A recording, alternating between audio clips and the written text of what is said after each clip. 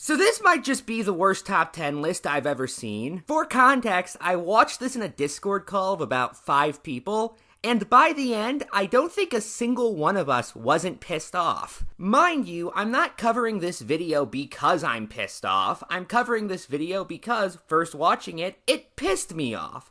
And that's a very notable difference. I don't even care if the video is a Christmas video, although it was a Christmas video uploaded in October, so hey, technically I'm closer to being in season than the video I'm covering is. But yes, tonight's commentary is on Star Giant Productions, specifically her list of the top 10 worst animated Christmas specials. Also, am I the one who finds that thumbnail not only incredibly lazy, although don't get me wrong, it is. Also, just using some random picture as a background and adding Gaussian blur is a pretty lazy way of making thumbnails. But also, I'd argue somewhat misleading, because although Miracle on Evergreen Terrace is one of the pieces of animation that is talked about in this video, it's one of 10, well, technically more, but I'll get to that in a little bit. Anyway, this video opens with a sketch. And it's not terrible for amateurs on the internet, although I'm just going to be blunt, none of them really know how to act at all. Like, look at this clip if you just want an example. Ah! I have no idea what emotion that conveyed, but it clearly was not the one that was intended. I look different. Do you like it?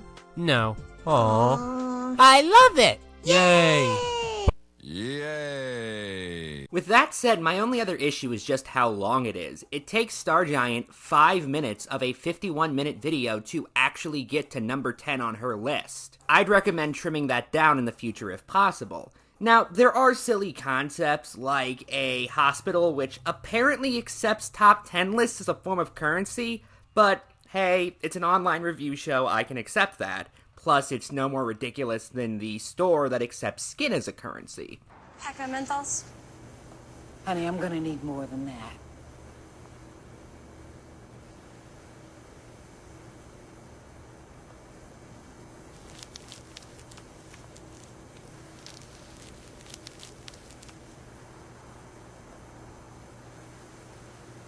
What's a pack of menthols cost? Your smooth skin. Also, I'm going to be going through these entries one by one, and we'll be covering a good chunk of them very non-linearly, just so you all know.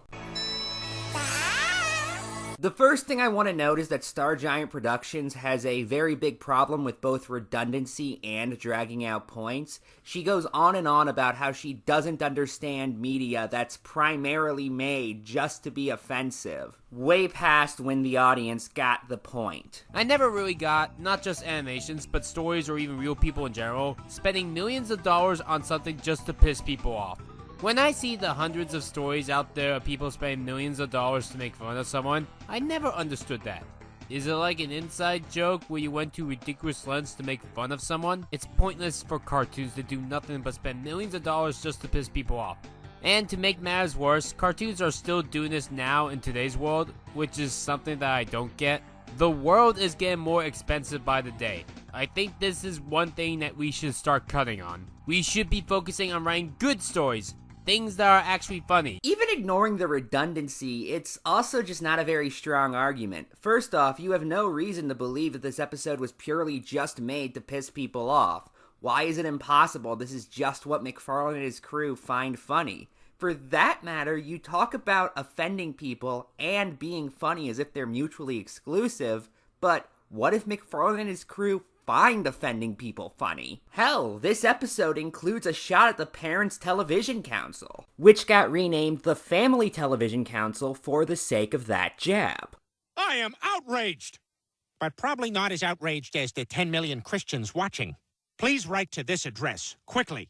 Maybe we can both stop these Hollywood Jew writers from wrecking my marriage and your religion.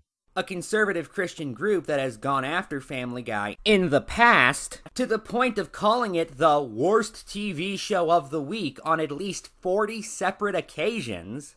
It makes sense that McFarland and his left-wing atheist staff would occasionally just enjoy pushing their buttons. Especially given McFarland not only publicly dislikes this group, but has gone so far as to compare them to getting hate mail from Hitler. You know, the famous talk show host. Today on Hitler, we'll be talking with Hollywood hunk Christian Slater. Now, they tell me in your next movie, we get to see your butt. Yes, you do. Can we see it right now? Well, all right, Hitler. Oh, he's going to do it!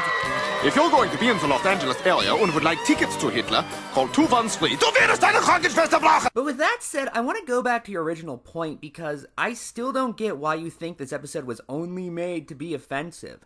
I mean, you yourself admit there are some clever jokes in it. I mean, it's not like they couldn't write good things in 2014. Even this episode has some good jokes. Oh, there are also jokes that completely flew over your head, apparently, as seen in this clip. Hey, I'd like to ride your ass into Jerusalem. Get it? Because Jesus is horny. No, the joke was the word ass both means, well, butt, and can mean donkey. And in fact, many older biblical translations use the word ass in that context, including the King James Bible. To give just one example, the 10th commandment says you shouldn't covet your neighbor's axe, nor oxen, nor ass. Okay, I had no idea there'd be this many results. Then they rent their clothes and laid at every man his ass, lose his ox or his ass. Whose ass have I taken? Deliver unto his neighbor an ass. Which of you shall have an ass? He had found a young ass, the dumb ass. It says dumbass in the Bible. Saddled his ass, opened his sack to give his ass. The lion had not eaten the carcass or torn the ass, riding upon his ass. Oh, I'm going to hell. But there are some two-way words, those double-meaning words. Remember the ones you giggled at in 6th grade? And the cock crowed 3 times. Hey, the cock crowed 3 times. Hey, it's in the Bible. Star Giant's only real complaint is that the episode is boring. Maybe if I reviewed this episode in the 2010s, I would have been all ranty and gone in depth with these problems. But now, in 2022, I'm just bored by them. Christians will get pissed with this episode because of it mocking Jesus. And everyone else will get pissed with this episode because of how boring it is. And if that's her opinion, that's fine. However, she doesn't really do much to back that up outside of going on a rant about her not getting why people make content just to be offensive. It's never properly tied back, and that's really my main issue with this segment. I understand what she was going for, but it was not executed the best. First off, I'm skipping the opening, which is just her giving her opinion on Thundercats Roar. But believe it or not,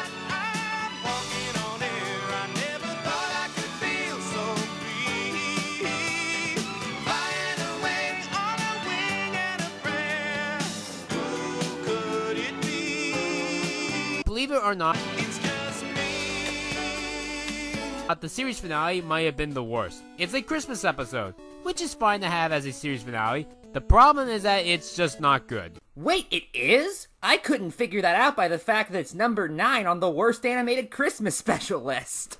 So Santa gets arrested for speeding. Yes, that's a fact. And he's also in space because this show doesn't understand anything. Okay, I know it sounds weird that I'm going to focus on this little quip, but that just confuses me. What exactly is so absurd about Santa being in space, especially considering this is a fantasy action comedy cartoon? Hell, Santa's gone to space before, such as in the classic Christmas movie Santa Claus Conquers the Martians. Prancer and Dancer and Dunder and Blitzen and Vixen and Nixon. Yes, and what's in the pipes, huh? I always son it. I get those names mixed up, but the kids know their names. Yeah, because they're sober. But to be serious, this appears to be a show where space travel is common. So what exactly is so absurd about Santa also engaging in a very common practice? Am I missing something? Because if so, you don't explain anything, so I'm just left confused at this point. Like the fact that Santa has an expired license. Seriously, this was 2020, yet it expired in 1997. It expired in the year that Thundercats was last relevant. Okay, first off, why 1997? The 1985 series ended in 1989. So did it just stay relevant for another 8 years? And if so, why did it suddenly stop becoming relevant in 1997? But I'm nitpicking a little. Second off, am I the only one who finds it incredibly weird that the text telling us what episode is being shown comes up just as we see the license which Star Giant is talking about? And not only that, it literally covers up the text she's talking about. Third off, I get the implication is that that was a really long time ago, but even ignoring the fact that we don't know what year the show takes place in, it could take place in 1998 for all we know. A full year after the last time Thundercats was relevant, apparently. It is actually really possible to drive with an expired license. Now, don't get me wrong, it's still illegal. However, as long as you aren't pulled over, don't do something which requires showing an ID or have some other valid form of ID on you, nobody's really going to notice. There aren't checkpoints. I've known people who have done that. Fuck, I've known people who have driven with outright suspended licenses or no licenses at all. Primarily because driver's license requirements are really only something that's checked if you're already doing something wrong. Hell, to give you an idea just how common driving with an expired license actually is, I found an article from a local news source that says that in Clay County, Kentucky, officials believe between 800 and 1,000 people are driving with expired licenses. Clay County, Kentucky also has a population of slightly more than 20,000 people. So let's, for the sake of this estimate, ballpark it at 900 out of 20,000 drivers. That would mean that 4.5% of the population drive with an expired license. When extrapolating that to the US population, which is 331.9 million, you get nearly 15 million people driving with an expired license. And then Santa runs away from the police, because our heroes always run away from the authority figures. I mean, if the authority figures are the bad guys, then yeah, they tend to. Again, I get it's a joke, but you do know there are tons of cartoons where the main character is in opposition to authority figures and is seen as the good guy, sometimes specifically because of that, right? A lot of these toy-based cartoons took heavy influence from the original Star Wars trilogy. And Star Wars was quite literally about Luke Skywalker fighting off the authority figures that ruled over his home planet of Tatooine. That's why he and his allies were called the Rebellion, because they were rebelling against the Empire, which had control over various planets and, it was highly implied, instituted a highly oppressive dictatorship on them. Hell, the first Thundercats series started in 1985. The year after that, Ferris Bueller's Day Off came out and became, quite possibly, the most famous film of the 80s, and it's literally about a kid skipping school, getting his friends to skip school with him, lying to his parents, getting one of his friends to steal the car of his father, all while running away from this deranged principal. And it's a beloved movie. Fuck, I love it. Because battling with authority figures is not inherently unreasonable to put in a story. Oh, by the way, Star Giant repeats this criticism a little bit later. Gotta break the law, yes, break the law for Christmas. I actually love this song. This is exactly what I would expect to see in a parody of an actual good story. Oh, it sucks, but it's a very stupid and silly fun song to make fun of. Yes, kids, break the law! Normally, I try to make that sarcastic joke into a longer sentence or even sentences. But she draws the line at trying to make them into paragraphs. But I don't have to this time. And the fact that Santa is the one singing this lyric here just makes it all the more jolly. At least I'm running under the assumption it's a criticism because of the, sarcastic comment and all that. Plus the fact that if you remove that, the most we have is some mediocre story points, Star Giant criticizing the animation and saying that robot reindeer aren't done well here, but could be done well if they were done well. Like Mandora and how she hunts down Santa's robot reindeer. Well, at least no reindeer were actually harmed. Honestly, the robot reindeer would have been a clever concept if it was used better. And no, how they could have been done better or even what specifically is wrong with them is never explained. Okay, first and foremost, why is that second bracket so big? Now, the main thing I like about this segment is how Star Giant doesn't actually give any criticisms of the episode outside of just calling it a follow-up to a previous episode. The biggest issue still is the fact that it basically is a terrible follow-up to the original special that did not need a follow-up at all. Which I should note, it really isn't. Fuck, Santa Claus doesn't even have the same design in this episode as he did in Christmas Every Day. That's the previous Fairly Odd Parents Christmas special. But even then, why does that make it the 8th worst animated Christmas special? Now, to be fair, Star Giant does also say that her reasons from a different list do still hold up. I talked about this, only 1 year ago? Oh geez, this decade has been long. But anyways, because my stance on the top 20 worst Fairly Odd Parents episodes still holds up, I won't go deep into this one. Which, first off, forcing your audience to watch a different video of yours in order to understand your segment is basically just asking your audience to do homework.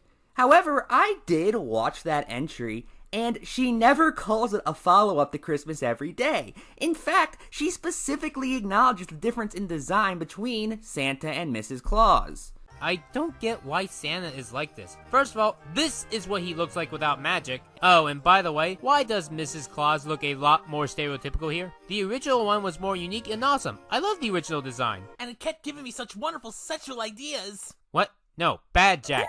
Bad. Bad. That's a bad joke. While on the topic of this video, I should note I don't think Star Giant knows what gross out means. Just watch this clip. There's the can. I gotta go drop some presents down the chimney, if you know what I mean. Oh yeah, I think this is a good time to bring up that in the post-poof era of the show, gross out was added. That's not what gross out is. You weren't supposed to feel disgusted by that. You were just supposed to laugh at the pun. With that said, I should note that both segments also have this back and forth, which adds literally nothing to the video, outside of being an admittedly pretty clever callback to the sketch in the original top 20 list. I mean, the sketch itself has nothing to do with what's being talked about. I'm Doodletones, and I'm here for no reason whatsoever. And suffers the very big problem that it's not funny. And where's my sexy Mrs. Claus? Remember, it's always a good idea to speak as fast as possible, even if it means nobody can understand what you're saying. Hey! Let it go. You look oddly happy for somebody who just got hit over the head with a newspaper. No. But this is the part where you're just gonna say that you're right, Rebecca. I'm gonna let it go. But this time you didn't let it go. How could you not let it go, Jackson? How could you do this to me? You can tell I'm annoyed in this shot because of how happy I look. I don't. Fine then. I had sex with her last night. Merry Christmas. You know, this video's kinda stupid. Okay, let's just talk about a very obvious elephant in the room. This segment has a lot in common with Mr. Enter's review of the episode from 2017, including, but not limited to, saying the episode starts out good, even to the point where Star Giant shows 2 of the same clips Enter showed, to demonstrate that point. Oddly enough, this episode is kind of good at first. They do a bunch of jokes with Homer.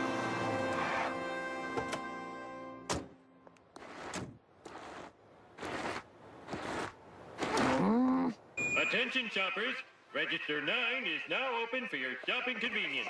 Bart would like this. We're out of these. Out, but I just... Register 9 is now closed. Come on, kids, let's try the lights.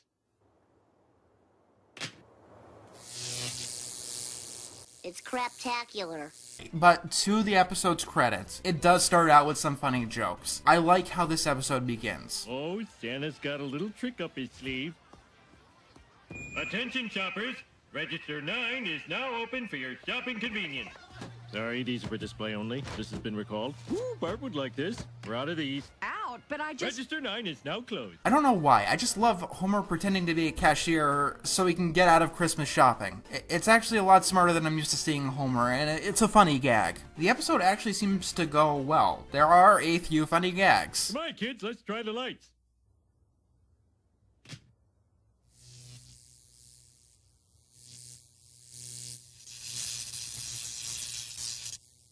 It's craptacular.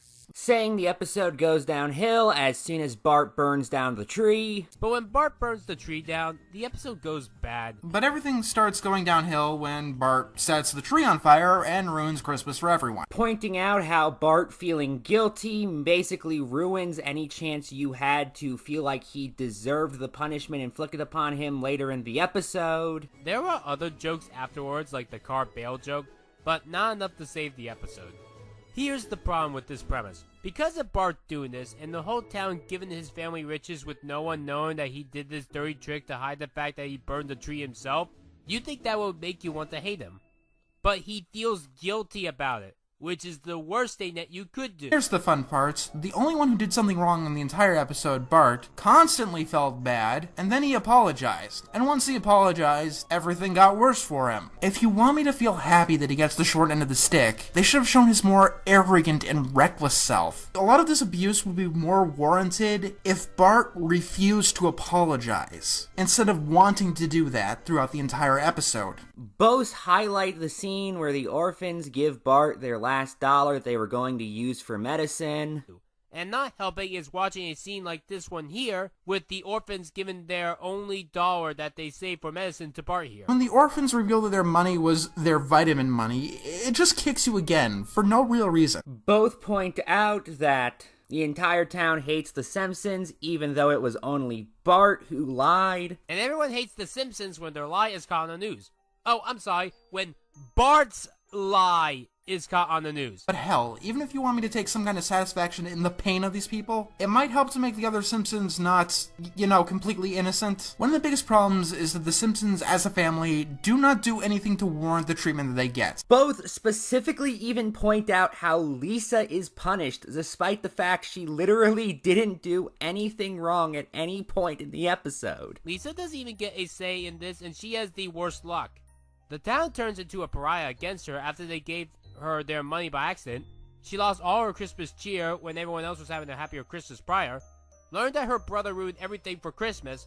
The town hates her through no fault of her own. But Lisa doesn't even get the opportunity to do that. She spends the episode having her Christmas destroyed, the town's kindness falling into a lake in front of her eyes, finding out that her brother ruined her Christmas, then getting turned into a pariah by the town, and then getting robbed again through no fault of her own. This is especially notable because, Star Giant used to edit for John. So we know that she's familiar with John's content. And I understand they're reviewing the same media source, but there are only so many coincidences until they're no longer coincidences. Even if this isn't intentional plagiarism, this is at the very least essentially a retread of Enter's review of the same episode. So why not just link that? Especially considering if your Fairly OddParents entry is any indication, you're perfectly fine with giving your audience homework. Besides that, the only other thing that's notable is this really weird audio fuck-up on Star Giant's part. Like that piece of wood,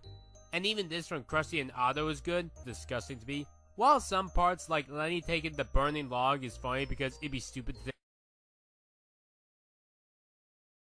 Besides that, I really don't have anything else to say. It's honestly the best segment in the video so far, it's just a shame that it was primarily written by somebody else.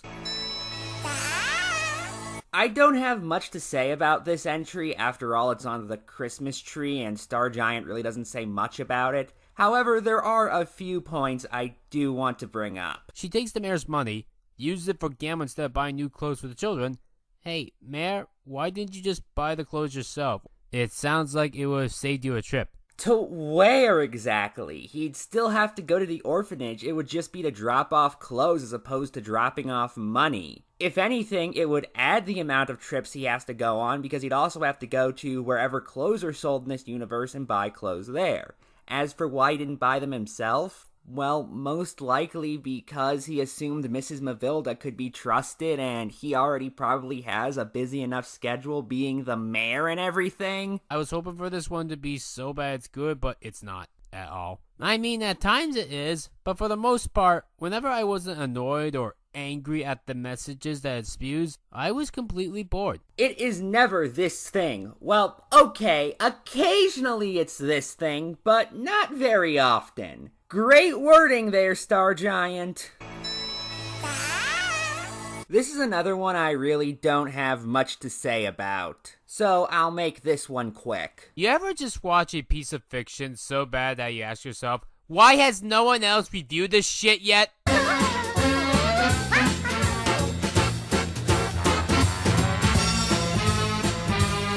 I mean, there were some people that did review this shit, but not that many. Okay, first off, you backpedaled again. You went from nobody's reviewed it to, well, a few people have reviewed it. But second off, I was able to find reviews of it from both Phalus and Saberspark, the second of which, might I add, has 1.1 million views. It's about a boy that lives in the jungle and wants to go to New York to see what Christmas is like, and thinks that he will be able to see Santa there, and that Santa could bring back his parents or some shit. No, wait, it's because he wants to see snow. That is why he wants to go to New York City specifically. I mean, there are better places for higher snow, but whatever, you do you, I guess. Could you have made this screenshot any harder to read? Between the fact that the relevant information is so small, plus how damn pixelated it is, it's honest to God near impossible to figure out what the hell's actually on the screen. They travel inside a tree that looks too inappropriate for me to mention on YouTube. Should we censor this? Should we, censor this? Like, this is just wrong. And not only can we see the uncensored tree because you completely failed to pan the censored bar with the shot, seriously, watch in slow motion. But you go on to show uncensored just after this part. College, now say goodbye to each other and then enter. It's time to go. Now you can get out. What's happening? Why are you running so fast? Okay, this one I'm just going to cover in my normal linear style because that's really the only way I can get across all my issues with this segment. Do you know one thing that you could do to piss me off? Doing nothing! I don't get why the Powerpuff Girls Christmas episode is loved. Like, if you made this as the reboot, everybody would hate it. I feel like this special belonging in the original is why people love it. Never mind the fact that most fans of Powerpuff Girls aren't blind fanboys. If TV Tropes is any indication, both Season 2 and Seasons 5 and 6 are seen as weaker overall than the rest of the show, meaning it's not as if the show has a fan base that's unwilling to admit it occasionally has a bad episode. The opinion that Powerpuff Girls suffered from seasonal rot is an opinion I also know has been expressed by at the very least 2 different cartoon reviewers, those being Mr. Enter and Captain Logan of Superhero Rewind. The original Powerpuff Girls went on too long and suffered from seasonal rot, with these terrible episodes about the girls peeling from a sunburn, and another one where they figure out who was wetting the bed. Powerpuff Girls in seasons 5 and 6, it got bad, really bad. This may seem pretty high on the list, especially since I've included nothing from the last 3 seasons. Princess Morbucks, the worst villain on the show, is mad that she gets coal every year for being naughty. Wild, greedy, bratty, naughty, naughty! And so she goes up to the North Pole to change the list. Then the 3 girls find out and they go to Santa to fix things right. But because Santa already made his deliveries, he gave everyone in the world but Morbucks coal. She got to be a Powerpuff Girl, and had to fight the girls all the way up to the North Pole. When Morbucks confronts Santa, he agrees with her at first, but then realizes that she's a bitch, gets rid of her powers, and then the girls deliver the presents. I summed up this special in under 4 minutes. Heck, I was able to sum it up in under a minute. Yet it takes 44 minutes to tell this shit. This is the laziest and most boring Christmas animation that I have ever seen. At least the melodrama in Miracle on Evergreen Terrace was only for like 7 to 11 minutes of it. This one stalls.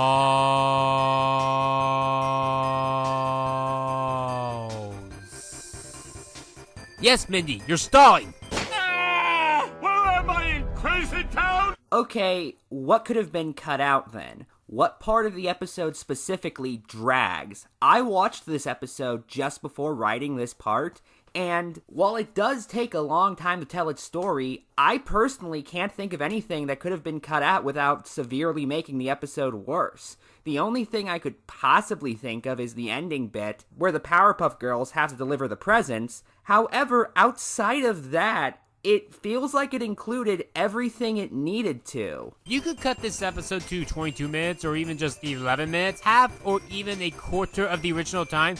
Heck, in the back of my head, I thought this was originally only 22 minutes because of how little that happens. 11 minutes will at least not be as boring. You know, if you want to get onto an episode for dragging out its plot, maybe it would be smart to not hypocritically drag out your point for as long as humanly possible.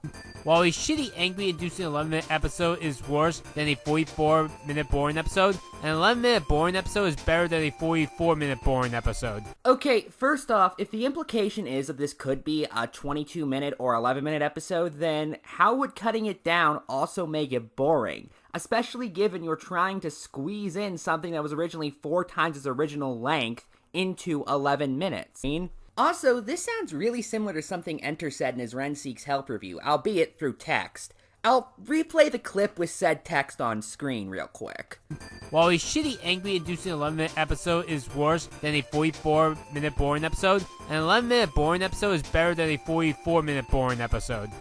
We didn't need a whole scene of random citizens in Townsville that we will never see again getting ready for Christmas. Chuck wants a football. Kathleen a tattoo. See? There's no point in this if we don't know them. The point is to show just how many children are looking forward to Christmas and therefore show how many people are going to be disappointed because of what Princess did. You're not really supposed to care about the characters, it's just world building and emphasizing exactly how bad the actions of the villain are. I think Friendship is Magic never went on with their background characters like this, not even in G3 either. Okay, first off, that has nothing to do with if it's a good idea or a bad idea. Second off, yes they did! Friendship is Magic was the show that was known for having incredibly descriptive background characters who the audience would create elaborate stories for. This was even the focus of one episode, Slice of Life. I win! I get to put the star on the tree! I don't think so. Aw, man. No fair. Yes, we totally need a scene of the girls putting the lights up. Again, it's characterization to emphasize how excited the Powerpuff Girls are for Christmas. Also, this episode is out of order. Wouldn't it make more sense for everyone to get ready for Christmas first, then go to the preschool? Not particularly, given the episode opened on Christmas Eve. Is the idea of them getting ready for Christmas on Christmas Eve absurd to you? Because if so, just say that. I don't get what your problem is here. Danny Phantom has this thing that all the ghosts have a one-day treaty of no evil. Okay, that's true, but I have to admit I find it funny that your footage is the ghosts fighting from the Christmas episode. Oh, this truce. We defend it. We don't fight on Christmas. Every ghost holds this truce? It's a fact. It's a rule. And I'm just thinking to myself, wondering why the Powerpuff Girls can't do the same thing. Because the shows are entirely different. In the case of Danny Phantom, all of the antagonists were ghosts from the Ghost Zone. So it makes sense there would be some kind of unifying treaty among villains. However, we don't have a reason to believe such a treaty would exist among the villains of the Powerpuff Girls, primarily because of how diverse they are. It should also be noted that you don't actually say why this would make this story better, but I'll get to that in a minute. They could have made some funny sketches with the villains, like having them on the nice list without them realizing it. Mojo could have saved a puppy momentarily while causing destruction. Fuzzy could have chased away people that turned out to be criminals. And him, maybe Santa has him on the nice list so that he gets him off his back. Yeah, that's something that theoretically could have happened. What does that have to do with the episode? Star Giant does this a few times where she just starts talking about other theoretical things that could work in this universe instead of critiquing what's actually in front of her. She goes from critic to rewriter a few times. And while this isn't the first example, it's one of the more noticeable because she doesn't even really attempt to tie it into the episode she's talking about. Instead, she just mentions how Danny Phantom did this. and therefore the Powerpuff Girls should also do this. Never mind the fact that's completely irrelevant to the product actually being discussed and its quality. Anyway, she goes on to basically call this rendition of Santa an asshole, which is an artistic choice that she disagrees with that I'm not going to critique her for. After all, that's her opinion, and opinions are subjective. And she points out a genuine plot hole in the story, so credit where it's due. Wow, Santa! We didn't know you could give kids superpowers for Christmas. Yeah, no one's ever asked.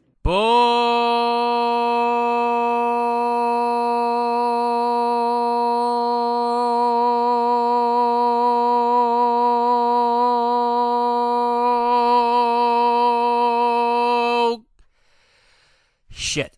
But tell us how you really feel. Are you telling me nobody, and I mean nobody, ever wanted to be like Batman, Spider-Man, Iron Man, Superman, Wonder Woman, Hulk? Ah yes, known superpowered creatures Batman and Iron Man. Anyway, Star Giant repeats how boring the episode is and then moves on to the next segment, so let's just go on to that.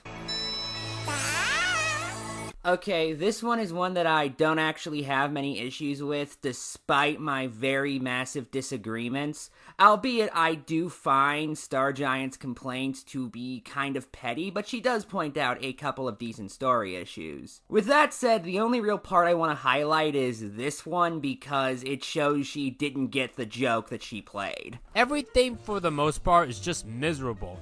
Do you want to see a little girl's toy burn and have her cry? Star, you do know there was more to the joke, right? If you watch the actual scene, it's clear the punchline isn't just, lol, a girl is crying. It's Richard trying to do something good, thinking he did something good, by the way, or at least badly trying to get out of this situation, and it backfiring so terribly. Christmas good deeds! Free windshield wash!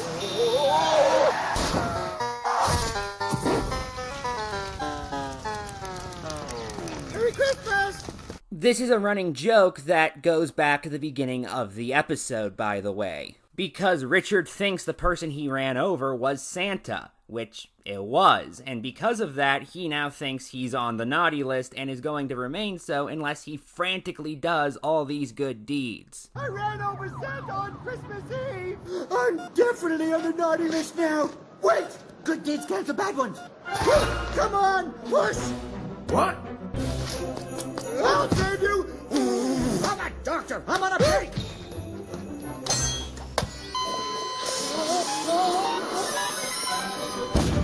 Yeah, running over Santa is typically considered a very naughty action. Not even getting him moose milk is going to get you out of that one. I mean, for God's sakes, this is moose milk. What does this fat sleigh-riding son of a bitch want from us?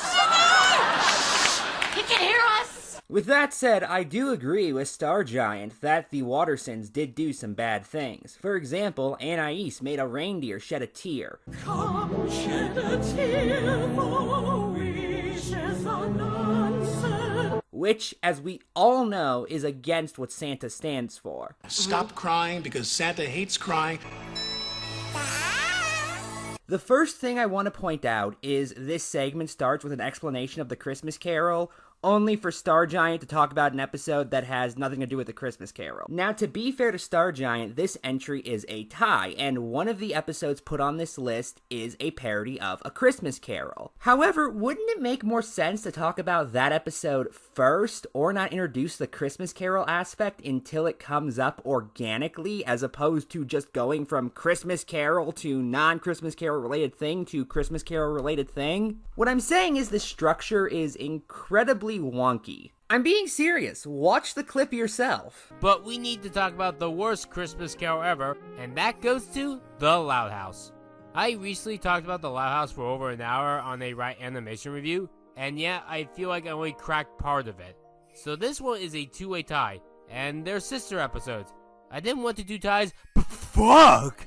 They're so bad that I had no choice. I know Seasons Cheatins isn't technically a Christmas Carol parody, but if you saw how bad it was, it's a void of nothingness, just like the universe. You will want to put it on your naughty list. I also like how she says it's not technically a Christmas Carol parody. It either is or it isn't. There's no technically about it, Star Giant. Honestly, I'm disappointed she didn't just go, psych, I tricked you. This entry actually has nothing to do with A Christmas Carol. You just got screwed. You want to see an even worse version of Miracle on Evergreen Terrace? Well, the Lighthouse did that. If you basically took all the jokes out of Miracle on Evergreen Terrace, you get this. Okay, that statement is incredibly weirdly worded, and it sounds like she's saying there aren't any jokes in this episode. And if that's the case, well, I have some news for you, Star Giant, given you play these clips from the episode in your video. It's a void of nothingness, just like the universe. It's the most wonderful time of the year, and I'm not talking about Lana's annual ear wax removal. I'm sorry, I don't have time to go to Vanzilla.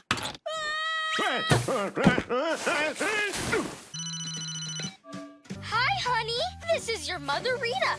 Other highlights include, but are not limited to, her spending like 20 seconds talking about a completely different episode, and fair warning, her audio spikes here for some reason. I don't know why. Crash Course had this exact same problem. When I noticed the test scores the second time around on my first watch through, I predicted that it was like actual golf numbers instead of other scores being lower is better. She's getting failing grades in all her classes. Later. Lori's grades were really golf scores, and in golf, lower is better. And I was right. And this part where she gets oddly offended by what amounts to Lincoln cross-dressing for the purpose of disguise, even saying she thought things like this would leave the show because Chris Savino left for actual sexual harassment. Hi, honey. This is your mother, Rita. I thought after Chris left, these inappropriate jokes would have stopped. I mean, the underage child twerk it did, but then this shit still slips through the cracks. I mean, I guess it's not as bad as the underage child twerk it, but still, gross is gross. Oh, there's also this. And the problem is solved by Lincoln doing a black market dealing with Chandler with him giving his backpack to him. I have no idea who this guy is, or why Lincoln ever tried to associate with him. He's Lincoln's bully. So you don't know who this character is, but you know him well enough to know that he's one of Lincoln's bullies. Don't see an issue here in the slightest. As for her critique of A Flip Miss Carol, it feels like she didn't really understand the episode in question. For example, she notes that Flip was totally justified to make one of the Loud Kids work to pay off some property damage they did. Scrooge is supposedly to be the only real bad one at the beginning, but see how Lynn caused property damage and is complaining on needing to pay it off? Flip isn't the only asshat. Never mind the fact that the issue with what Flip did was that he was making Lynn work on Christmas. They need all these delivered. You gotta work tonight and tomorrow. What? Christmas Day? Major holiday foul, man. This is a direct parallel to The Christmas Carol in the sense that Scrooge originally tried to make Bob Cratchit do the same thing, although he relented. For that matter, when the Ghosts of Christmas Present visit Flip, Star Giant seems to think the issue is materialistic in nature when it's not. For the Ghosts of Christmas Present, we're supposed to see that despite harsh conditions, everyone is still thankful that they have each other during the Christmas spirit, and that's what warms Scrooge up. Here, it just looks like everyone's Christmas will be ruined unless they have nice things. What's actually being demonstrated here is how Flip ruined Christmas for everybody by scamming them, because these are people he ripped off earlier in the episode. This is something explicitly stated. You see, Flip, because of your greed... Oh, also, you notice how that was a joke? Because Star Giant apparently didn't, hence why she says this before playing another joke. And after playing another joke, for that matter. There's just no jokes in this one. Turns out you can't escape your fate. There's just no jokes in this one. There is no way out of here. It will be dark soon. There is no way out of here. It'll be dark soon. Besides that, most of her issues just come down to it being different than the original story, which, okay, why is that a bad thing? This didn't bill itself as a word-for-word reenactment, it billed itself as an adaptation, meaning they could take creative liberties. In fact, there's one creative liberty that's taken into basically every Christmas Carol adaptation, and that's calling the Ghost of Christmas Yet to Come the Ghost of Christmas Future. This was done basically just because it makes it easier to say. and people are fine with it. So what's the issue with these changes specifically? You have to prove they make the story worse, not just that they're different. It's an episode of My Gym Partner's a Monkey, and I can't say anything about the segment that I haven't said about all the other ones, so I'm ending it here and moving on to final thoughts. This list is terrible for reasons I've explained over the past 45 minutes, and to be blunt, I don't want to spend another second thinking about it. Good night, and good luck.